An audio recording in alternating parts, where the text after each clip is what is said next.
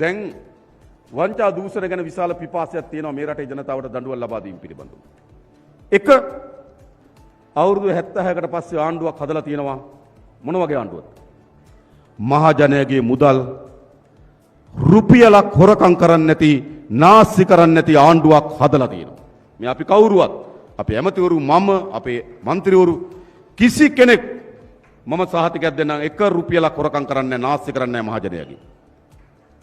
පළමු වතාවට මේ ආණ්ඩුවක් හදලා තියෙන්නේ. ඉස්සර රස්සාවක් ගන්න කීයක් හරි දෙන්න උනා. එහෙම නෙවෙලා තියෙන්නේ. පාර හදන්නකොට කීයක් හරි ඇමතිගේ ගෙදර. මේ ඔක්කොම ඉවරයි. අපි තවත් තැන අපිට තොරතුරු වෙනවා සමහර රාජ්‍ය නිලධාරි මහත්වරුත් තාම පොඩි පොඩි දේවල් කරනවා කියලා. අපි වැඩි කරලා තියෙන්නේ. පොඩි දේවල් කරන්න ලෑස්ති වෙන්න එපා.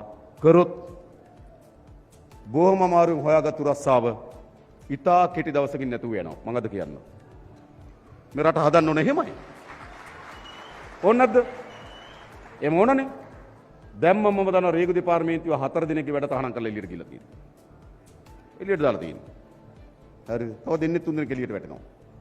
පොලිස් දෙපාර්තමේන්තුවේ පොලිස් කොස්තාපල් මහතුරු ඇතුළු කීප දිනක් වැඩ තහනම් කරලා එළියට වැටලා තියෙනවා. හොඳ නරකද? හොඳ නරකද? හොඳයි. ඇයි එහෙම රටක් හදන්න පුළුවන්? එහෙම වැඩේ කරන්න පුළුවන් කාටද?